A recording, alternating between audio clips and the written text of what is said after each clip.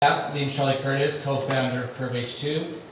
Here to talk to you guys about bringing zero-emission hydrogen and battery-grade graphite production to Timmins, Ontario. So, yeah, let's get into it.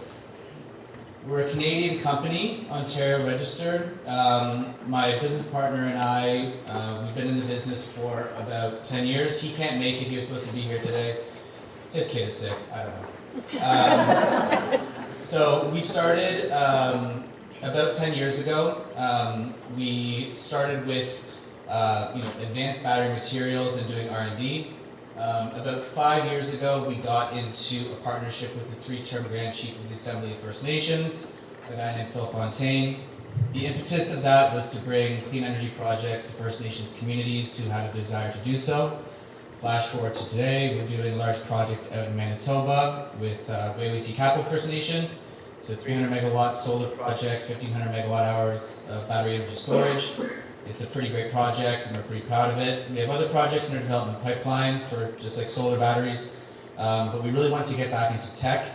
Our co-founders, Dr. Vivek Nair, he's very, very smart. He has a double PhD in 2D material science. And Dr. Rao Sogasetti, he has a PhD in plasma technology. So these two gentlemen developed a methane pyrolysis reactor. So it uses plasma microwaves to crack hydrocarbons into two products, which is hydrogen and battery-grade graphite. We can also produce other carbon products, but that's our main focus. We have a great executive team. Paul Hart. I'm not really going to go through everyone, but Paul's a great CFO. He's worked in the battery sector for many years. Seth has built factories around the world. Steve Vaccaro, if you see solar on rooftops in Canada, he started a company called Oz Solar in the 90s. It's because of him. Phil Fontaine doesn't really need any introduction. He's changed the course of Canadian history. And then Sheldon Inwentash, he's one of our advisors. He's raised over $20 billion for the mining sector over the past 20 years, so pretty impressive guy. Why Timmins? Louise? We have great local supports here. So we have Louise and Jeremy from the ECDEV department of Timmins, Jeremy at Core 5, Northern College. We're going to put our first demo project here, tweak the reactor to the specifications, and sort of have this as a hub for R&D over the next few years. J.L. Richards, local EPC company, have been doing really great, onboarding with us and seeing how we can actually get our plant design perfect for this location here in Timmins.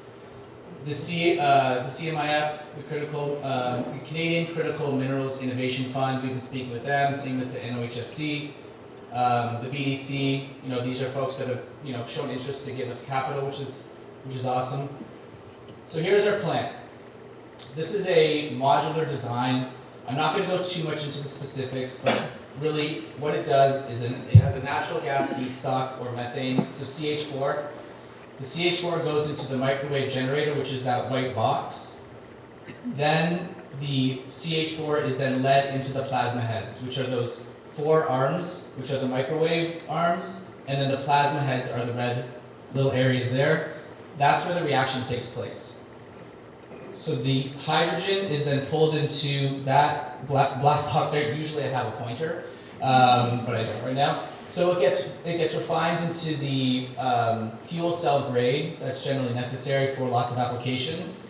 And then we have a hydrogen storage area, and then we have a graphite storage area. The second cylinder that you see beside the first one, that is where the carbon gets further refined into battery-grade graphite or any sort of specification that the industry is requiring. So that's sort of our novel process.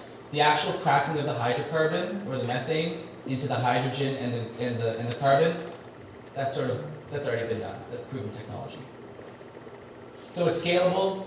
So what I was showing you before is a half ton per day. This is a 2 ton per day. As you can see, more white boxes, bigger area for purification, more storage, larger area for graphite storage. We have renewable energy as the input source for energy. It doesn't need to be. We can just use grid power, but it looks cooler.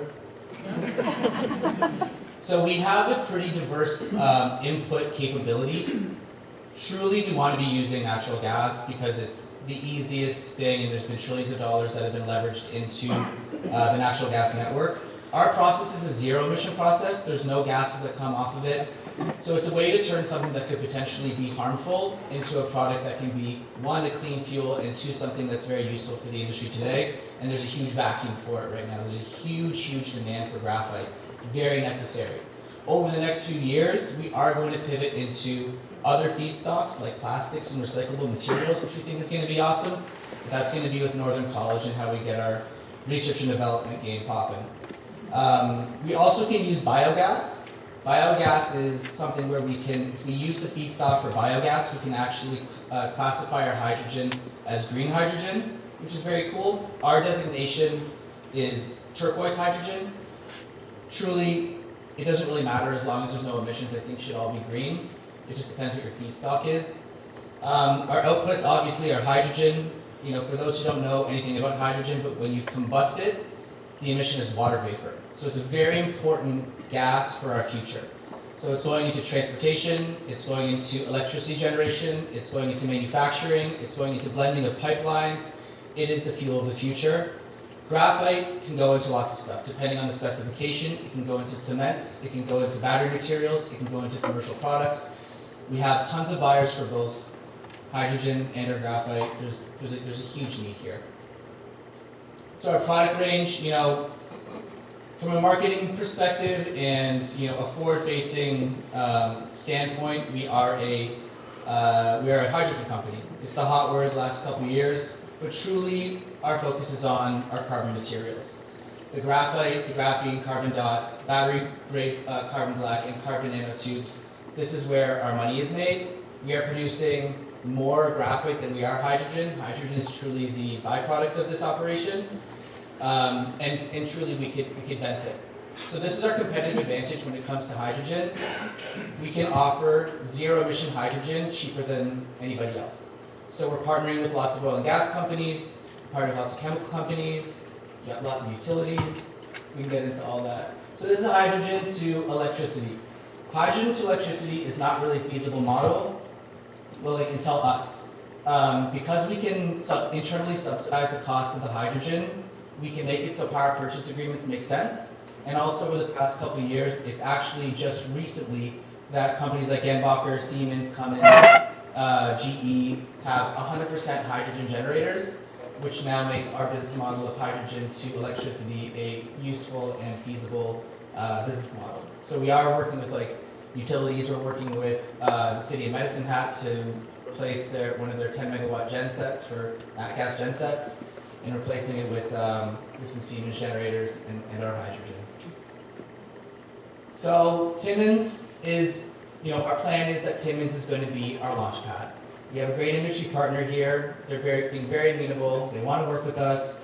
It's sort of it's the seed in which a lot will grow throughout Northern Ontario. Saying that, we have a lot of opportunities. We have the largest hydrogen peroxide company wanting us to do 3 sites in America for 15 tons a day. We have an opportunity in Guyana, Alberta, that's also with the same industry partner as here. That's sort of our second location that we're planning on doing. Morocco, we have a 65,000 ton per year hydrogen offtake. Qatar, we travel to Qatar. They're looking to have our systems producing ammonia and hydrogen at port, which is awesome. India, we have the largest hydrogen peroxide producer in India. They're looking to do a 15 ton per day plant in India. And last month we were in Malaysia, and we signed a 15,000 ton per year hydrogen offtake and a 45,000 ton per year graphite offtake. So we're starting here, but we're going global. We're not trying to be a mom and pop shop. We're trying to be clean slayers, So this is exciting to have. We're trying to bring innovation to Timmins. We're trying to bring brilliant minds to Timmins, and really start something for Northern Ontario and for Canada. So the global hydrogen market's doubling up in the next 10 years. The graphite market is in a state of disarray. China, in the past 6 months, has really made our business model make a lot of sense. They produce 75% of the world's graphite. They have shut the faucets off for it, and so you have the largest EV companies and battery manufacturers globally scrambling to find graphite supply. So this is our opportunity. We have 30 buyers. Everyone's looking for anything from 50,000 tons a month to 100,000 tons a year. It's in a bad spot. Strategic partnerships and proposed collaborators. Like I mentioned, we have Solvay, which is the largest hydrogen peroxide producer, Dominion Energy in the States, Enbridge here wants to go into commercial terms, Certarus, our local Timmins partner, PG&E in California, we have a letter of support from University of Toronto, Saskatchewan, we have a letter of support from the Premier, Timmins, I can't speak highly enough about Timmins and my folks here. Greater Newlands area, that's Baton Rouge, that's known as Cancer Alley. They desperately need to decarbonize the way that they produce hydrogen. It's between Baton Rouge and New Orleans, that's called Cancer Alley, because so many people are getting sick because of the pollutants. They use 1/3 of America's hydrogen. And then we just have these global partners. These are mostly Malaysians, but we also have our folks at Qatar Energy over there as well. Where we're at, timeline, we're about to purchase equipment and go into construction here. That's our plan. And then in 2025, open first demo plants in North America and Asia, and then go to the Middle East and Africa and Europe. So we have a term sheet. Get down to the annoying gross stuff. We have a term sheet for a $2 million investment, an equity investment, and with that equity investment, we also have a $5 million commitment for project financing. Our local partner here on the ground also wants to split the capex. So we are raising funds. We have not signed anything. We have a $1.5 billion commitment from that same project finance partner. But again, we're just entertaining all offers and want to work with people and have more smart money involved. So I think that's it. Anyways, yeah, that's us.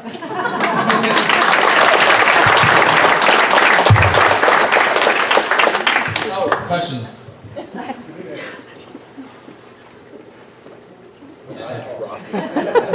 That third step down. So is the technology proprietary? Like, is this all patented? What you guys have developed? The white box with the 4 microwave arms that come out of it, that is off the shelf. So we don't have any issues with supply chain. The novel process comes on how we're handling and tuning the system to produce the graphite. And that will be wrapped in IP.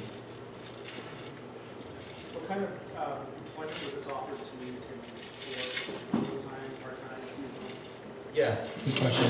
It all depends on how what the strategy is with our industry partner. I think that it's going to be a ramp up. So start with one system that's producing a half ton, and then moving up to 2 tons, and then hopefully it'd be great if it went up to like 15 tons a day. And that would sort of go incrementally, where it would go to like 3 to 20 to more. We haven't done it yet, so I don't know fully, but there will be jobs that we want to employ in Timmins for in training for skilled labor. Will you have a prospectus? Yes.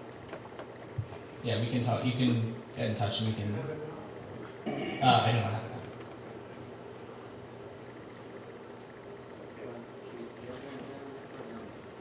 Is there a question about it? Okay, so the whole advantage to hydrogen is it's no carbon. However, you are using carbon to create it. Yeah. Does that pose a problem to you? Not really, because we're not emitting the carbon. You aren't, but you're using a source that does. Yeah. So when we talk about the low carbon net zero 2050 targets and whatever that we're all striving to reach, you don't have a problem with biogas is a reality. Biogas does exist in a lot of places. Germany is at the forefront of biogas production. Yeah. And so it's not that those inputs don't exist in places, and you haven't considered the attraction to latch on to those inputs as a means, like wind and solar for that matter. Yeah, it all comes down to, and I totally understand that perspective. Look at green hydrogen, right? Green hydrogen has uses a massive amount of solar panels, and I know we got solar guys in the crowd tonight. But if you go back to the footprint of producing the solar panels, and if you look at the move towards being green, and you know being in the clean energy sector, which my guys who have the solar company can attest to, there are powers that be that have limitations. So I'd rather work with the oil and gas companies to be able to help them decarbonize than just say they won't let you just completely move them to the side. I think that it's the best option. If there was a better option, we'd be using it.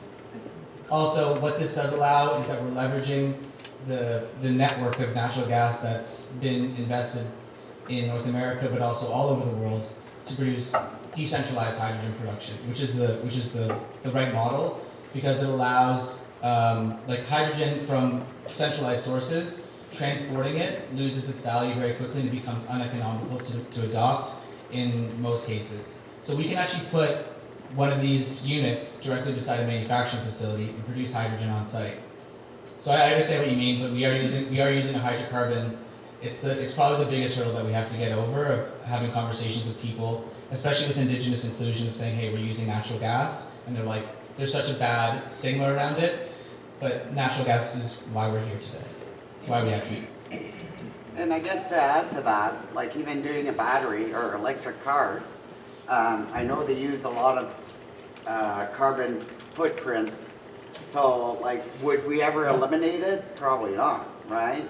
Because like even doing the electric car or the batteries, they produce a heavy carbon footprint to produce that. So I guess we got to work at minimizing our 1% carbon footprint we have throughout the world, but there's different ways of doing it. Yeah, I think the perspective is you just got to pick your poison and move in the right direction. Yeah. Like the clean energy debates go on and on, and I don't think that it'll ever go to zero, but until we have flying saucers, like yeah. until we unlock that stuff, like we're not going to be able to get to full zero. Yeah. Have you done a study of your competitive advantage versus traditional models of producing graphite? Both like environmental advantage and cost advantage? Like using our model opposed to using a Whatever traditionally. naturally sourced, like that's the cool thing about graphite and why it puts us kind of in a weird spot, because we are producing a product that can also be mined. Like you can have graphite mines. We're 100% far less environmentally detrimental than if you have a mine. Mines are generally emission heavy. But we have done competitive analysis about all the different types of hydrogen, and all of our competitors. I think they even have it. I have it here. These are the different types of ways that you can produce hydrogen.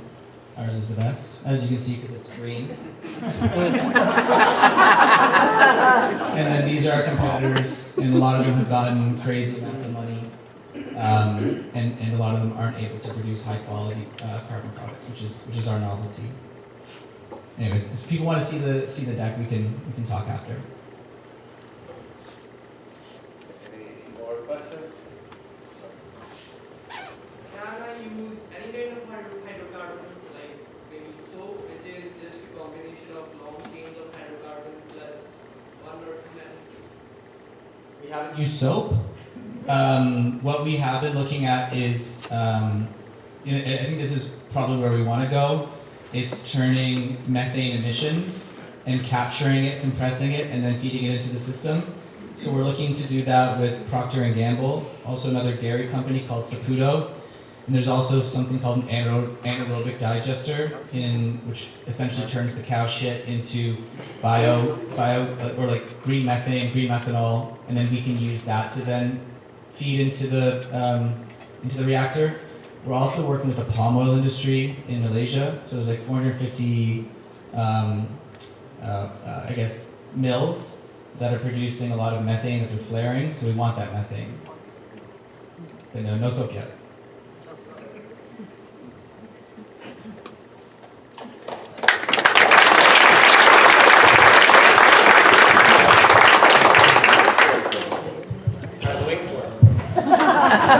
I'm a little curious how many cows will it take to flatulate where it's at. Excellent.